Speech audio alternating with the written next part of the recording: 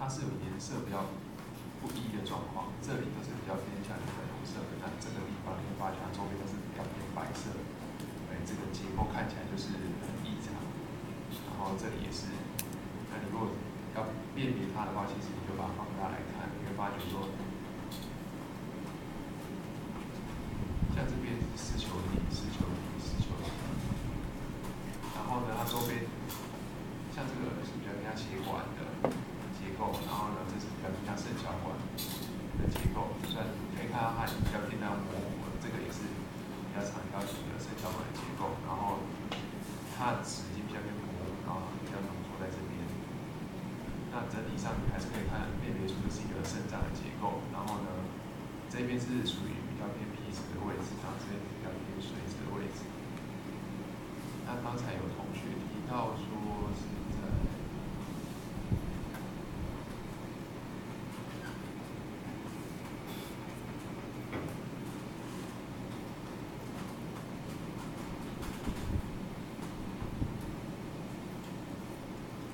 这里有提到说像这一种的，其实事实上这个就形态上来看的话，它会比较像是细菌类的。那通常比较这种大小的，是一些比较偏向于是肠的一些杆菌，然后通常会怀疑它比较像是腐生菌类的。那跟如果这些动物的时候变化之后，会比较容易会发现到。那你要去判别它到底跟它是不是生前就存在的话，其实你就是要去看一些炎症反应的状况。如果今天是细菌存在这个组织里面的话，通常它应该会有蛮明显的有一些嗜中性球靠过来去针对这些细菌有一些炎症反应要清除它。那这个就它的形态跟它周边的反应看起来的话，会比较偏向于说，比较可能是死后变化之后有一些腐生的类的细菌在那边生长。然后呢，再往下面看，这里其实上它有比较多的空腔可以让你看，然后有大有小。那你可以看到说这种比较偏白的地方呢，它有很多的纤维结缔组 （fibroblast） 的 collagen fiber， 然后甚至里面还有一些血管形成在这里面。然后你在这些管腔里面，你可以发觉说，这些管腔理论上应该原本是肾小管那类的结构，然后呢，它现在已经整个是看不出它原本的上皮细胞是地方的，它已经变得比较偏向于是扁平的，然后周边被纤维结缔组织给包覆起来。那也有同学有提到说，像周边这边这一种位置的周边，它的纤维化也比较严重。那其实事实上，在这种的组织里面，如果今天它是有受到一些外力的压迫啊、刺激的时候，通常特化程度比较高的这些细胞，它是比较脆弱的，比较容易就是会死亡，然后反而会有一些比较特化程度比较低的，像然后或者是一些纤维结缔组织这种对于压力啊、刺激耐受性比较强的组织出现，然后它会持续的去压迫这周边的一些正常的组织，所以你会发现说这些正常组织有些比较靠近的地方就有纤维化，因为它已经逐步的受到刺激，然后会逐步被这些纤维结缔组织取代。那这些纤维结缔组织，因为它本身比较强韧，它也会尝试的去局限住这一个区块，让它说这里面的一些压力啊、刺激啊，不要再往外蔓延。所以你就会看到的是像周边是白白的一圈这样把它包覆起来，比较偏向是肉芽组织的区块。那在这个地方的话，你也可以看到是类似的情况。那如果你在这里面看到这种空腔的话，其实在病理学上的话，它会说它是一个 cyst 的两种中空量的结构。那你也可以看到它的分布是属于多发群型，有好多个，这里也有。好，我们就来看这一个病例。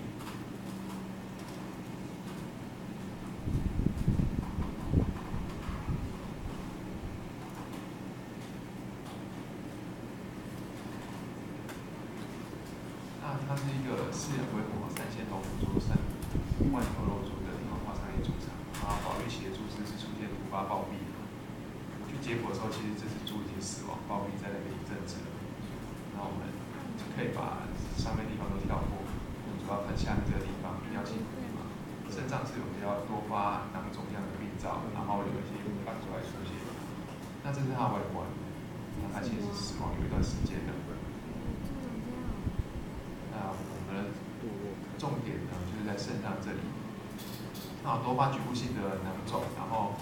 肾小管的上皮细胞原本是立方的，你可以发觉说它像我们刚才看到，它已经变成扁平化，受压迫刺激改变，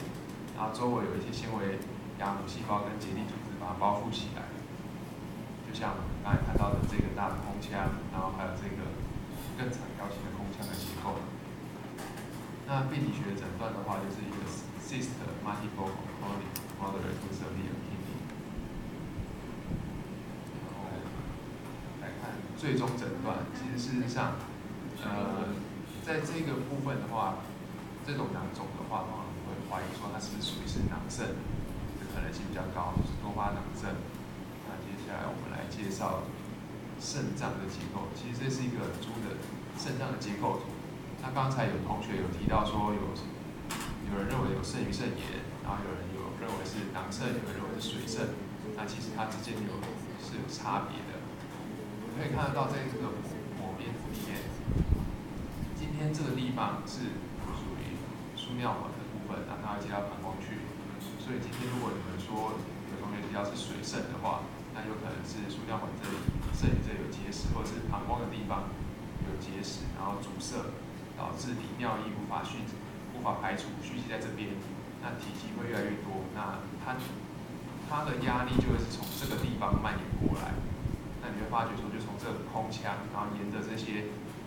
接上去的这些集尿管的地方一直压迫，把它从肾盂的地方朝皮质的地方压迫。所以，如果你看到的是水肾的病例的话，它是属于这个空腔会逐渐变大，然后呢，它的肾脏的髓质跟皮质都会逐渐越来越薄，然后越贴近它的这个 capsule 的地方。那如果今天是属于囊肾的话，或者是囊肿类的话，它是属于从这里皮质区的丝球体过滤到肾小管的时候，然后再下来，然后最后呢再绕10套再上去连续小管，再下来要到集尿管这一些地方，其中有一个地方是堵住的。那堵住了之后呢，因为血液一直在过滤，然后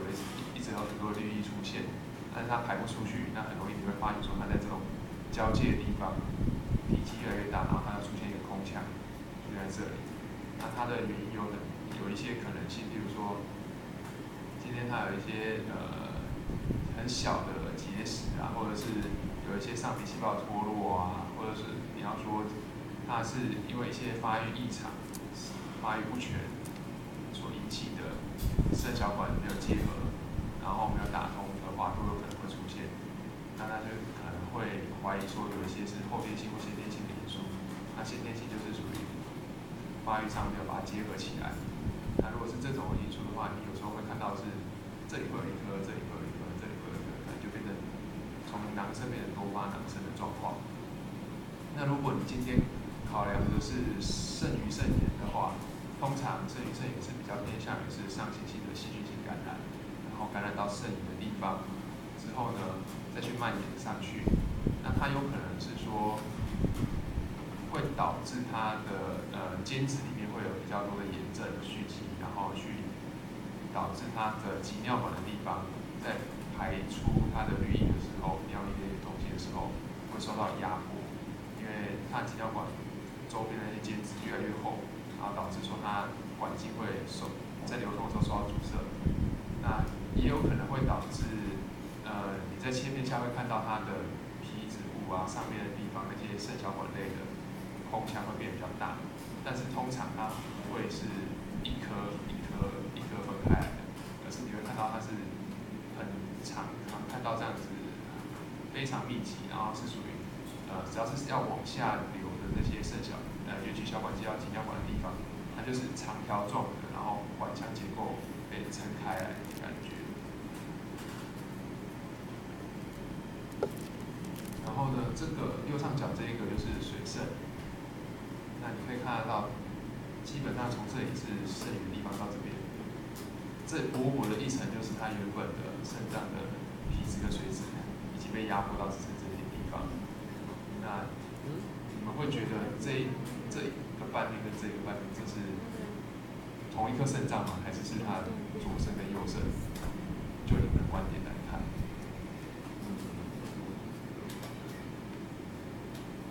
因为其实事实上你们要考量的是，当出现这么严重的水肾的时候，那肾脏功能其实上已经完全快要消失了。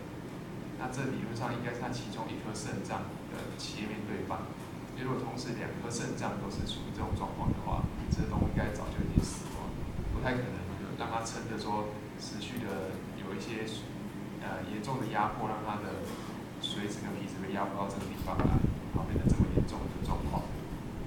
那这个的话就是一个很典型的囊肾的照片，你可以看得到，就是这里原本是皮水脂交界嘛，那你看到这里一颗，这里一颗，这里一颗，大大小小的很多地方都有。那这基本上是要跟你们介绍说，在肾脏的地方，如果它受到刺激啊，或是有受损坏死的话，今天它可能会有修复的状况，或者是今天它被清除掉这些坏死的结构组织之后，它会走向纤维化，就像我们刚才看到的那些地方一样。那再来就是要介绍到今天的一个主题——化肾。其实化肾它的定义的话，你们之前应该都有学过。那就是从一种已经成型的细胞形态，转换成另外一种成型的细胞形态，但是它是属于同一个细胞的品系里面的。因为就像，例如说化生的话，最常见的是从比较特化比较高的，例如说立方的上皮或是纤毛柱状上皮细胞，那因为它受到刺激这一类压迫之类的。然后导致说它被化生变成鳞状的扁平的上皮细胞这种状况。那其实上虽然它的形态是不一样，但是它还是都属于上皮细胞类的。那它就是属于是慢性刺激的状况下，它比较容易出现这种状况。因为通常大部分细胞来说的话，特化程度越高的话，它对这种刺激啊伤害的耐受性就越低。它反而是越原始的细胞的话，它会越能够去忍受这些伤害。那它最常见就是在这种上皮细胞里面。那我们刚才看到的第一就是它的液体一直持续的蓄积，然后呢去压迫，变成说它原本应该是立方上皮的肾小管，然后被挤压到它上皮细胞就可能变比较偏扁平，然后中间有一些纤维基底来把它保护起来。那从刚才的那个分布来判断的话，它会比较怀疑是囊肾的几率比较高，因为它比较不像是从肾里这样推过来的水肾的状况。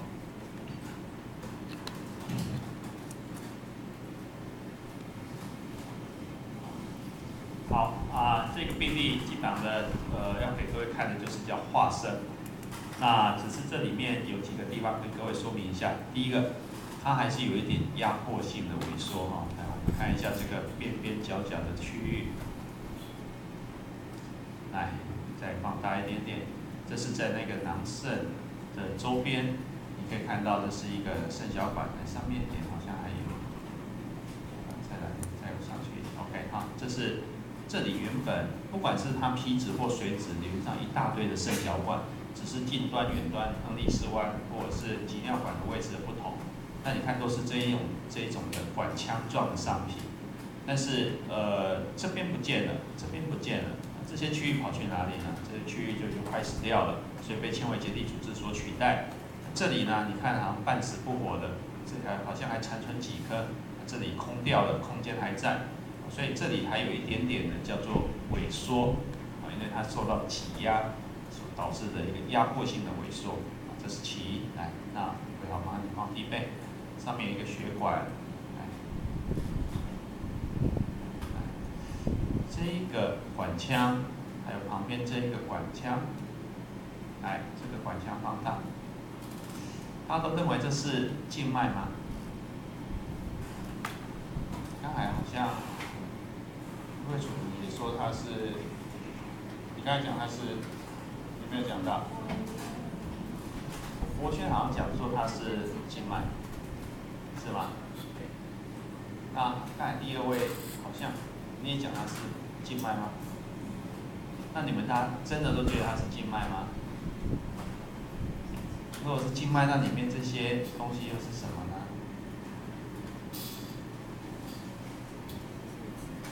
好好想一想，它有可能是什么？啊，淋巴管，淋巴管很少，这么多小管这样绑在一起。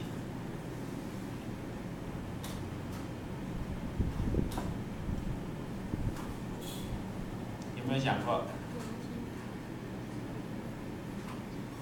神经，神经 ，OK。所以如果是神经的话，请问一下，这是什么细胞？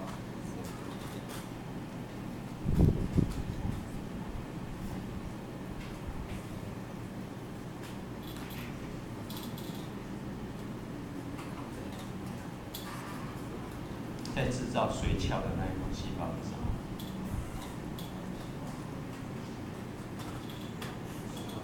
对，小 cell。OK， 好，所以不要搞混哦，它不是血管，血管动脉、静脉嘛，动脉因为有比较厚的肌肉层，所以死后它一收缩，里面的血液可能会不见，所以里面会是空腔，那你看得到血管内皮。静脉呢，它的肌肉壁很薄，死后呢收缩能力很弱，所以血块、血液可能会留在里面。那第一个你要看的是它有血管内皮，但是以这里来看的话，血管内皮在哪里？完全你也看不到血管内皮啊。这一种的了不起就是它的肌肉啊，如果你真的想认为它是静脉的话 ，OK， 那你找不到血管内皮。再者，那血管腔里面这些又是什么？不应该是血块吗？血块不就是红血球、白血球所组成的吗？你完全看不到啊，了解哈，所以不要搞混了这些东西。好，那这一篇我大概就只提醒你们这2个地方，来，不要下一次。